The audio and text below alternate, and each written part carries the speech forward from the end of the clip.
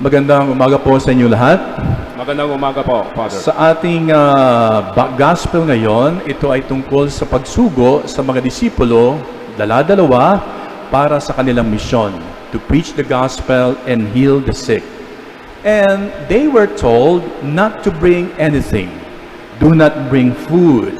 Do not bring bag. Do not bring money. But they were asked to bring only a staff. Sila ay binigyan ng instruction na dalhin lamang ang kanilang mga tungkod. Huwag magdala ng pagkain, balutan o pera. Ito ang ating pagninilayan ngayon. Ano ang kahalagahan ng tungkod? Bakit sabi ni Jesus, huwag magdala ng pagkain o pera o balutan o ng bag, pero dalhin nyo ang inyong tungkod? Ano ang significance ng tungkod? Uusisain natin ang gamit ng tungkod sa Biblia. Generally, a tungkod or staff is used for walking, for defense or protection, for gathering animals, o kung parusahan sa pamagitan ng pagpalo ang isang nagkasala tulad ng bata o ng slave. It is also used for support and comfort. Pero itong pinaka-importante na dapat tandaan ninyo, a staff is a symbol of authority, power, and leadership. Ang mga propeta, leader o kinikilalang leader, meron silang tungkod, a symbol of prophetic authority. Ang Israel ay hinati sa 12 tribes, 12 tribo. At bawat pinuno sa 12 tribo na iyon ay may tig-iisang tungkod.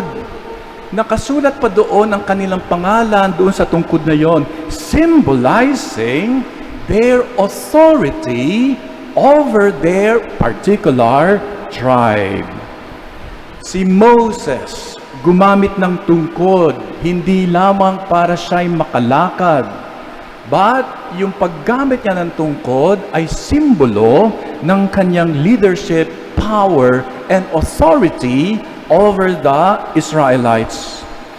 Whenever Moses was commanded by God to do something, tinataas ni Moises ang kanyang tungkod. Moses used that when he commanded or signaled the Israelites. He used his tungkod when he led the Israelites out of Egypt. He used his staff when he parted the Red Sea. The Lord commanded him, raise your staff and stretch out your hand over the sea to divide the water so that the Israelites can go through the sea on dry ground. Anong punto ko? Ang tungkod ay simbolo ng kapangyarihan, ng authority, ng pamumuno. So we can see that the staff is a symbol of power and authority. Minsan parang magical, pero hindi ho. So anong kahulugan nito kung gayon? Sa pagsabi ni Jesus sa mga disipulo niya, dalhin nyo ang inyong tungkod. I think gets nyo niya kung anong pinupunto ko. Gets nyo ba? Hello? Nakikinig ba kayo? Baka lampas lang nito sa utak. Introduction pa lang ito. Wala pa tayo sa homily. No? So ngayon, anong kaugnayan ng pagsabi ni Jesus sa mga disipulo, dalhin nyo ang inyong tungkod? Anong sabi natin doon sa pagpapahayag ko tungkol sa paggamit ng tungkod sa Biblia? It's a symbol of what?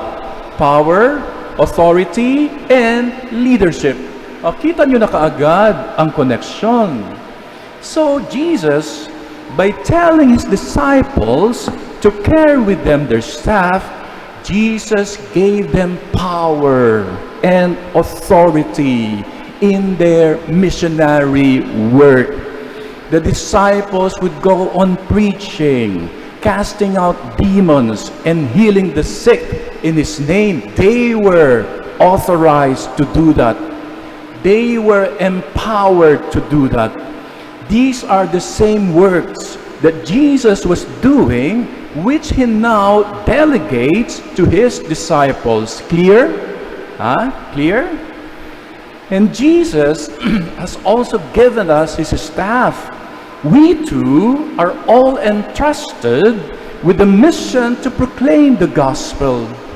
Binigyan din tayo ng tungkod ng ating Panginoong Yesus. Like the disciples, all of us have been empowered and authorized to do Jesus' mission. And what is that mission? To proclaim the gospel, to heal the sick, to teach people about God's mercy and compassion. Because we have been baptized, we are all missionaries. We are all carrying Jesus' staff. Lahat tayo dahil sa binyag, dala-dala ang tungkod, ng ating gawain ang misyon na ipahayag ang mabuting balita. Our task is to tell people about Jesus and His message. That is carrying the staff. Para pa po sa hindi nakakaalam, ako raw po ang bagong rector at parish priest ninyo. Kanina may lumapit. Sabi niya, kayo po ba, Father, ang bagong rector namin? Opo, whether you like it or not, ako na talaga. Ay, ang tangkad-tangkad niyo po pala, Father. Ang tangkad-tangkad niyo. Anong role ko sa pagpunta rito? In a way, dala-dala ko ang tungkod ng authority na binigay sa akin ng ating mahal na obispo. Inutusan ako ni Bishop Ness, pumunta ka sa katedral, pamunuan mo sila. Dalhin mo ang tungkod ng misyon. Ano yung tungkod ng misyon na iyon? Ang aking misyon dito sa katedral is to provide leadership, to manifest the authority of the bishop, and to fulfill my mission to tell you about the Lord Jesus. My mission to bring you to Jesus and bring Jesus to you. Yan ang pagdadala ng tungkod. Yan ang sabi ni Jesus, huwag kayong magdala ng pera, ng balutan, o kung ano pa man, dalhin nyo lang ang inyong tungkod. At yan ang daladala ko bilang inyong bagong kura paroko o rektor. Klaro? Kahapon, ako'y nag-preside sa unang kumpil. Dahil katedral ito, meron tayong regular kumpil. So ako'y nag-kumpil. Pagkatapos ng kumpil, pinakilala ako sa ilang mga volunteer catechists ng ating cathedral parish.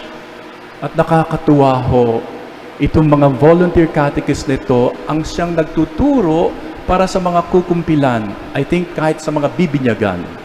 Meron din tayong Sunday school. At sila ang nagtuturo. Yung Sunday school, diyan tinuturuan sa pananampalataya yung mga bata. Kaya kung gusto yung matuto ang inyong mga anak at wala kayong time na turuan sila, padala nyo sa ating Sunday school. Yan ang pagdadala ng tungkod ni Jesus. The mission to proclaim Jesus and His message. We are all missionaries, no exception. Young or old, rich or poor, single or married, religious or lay.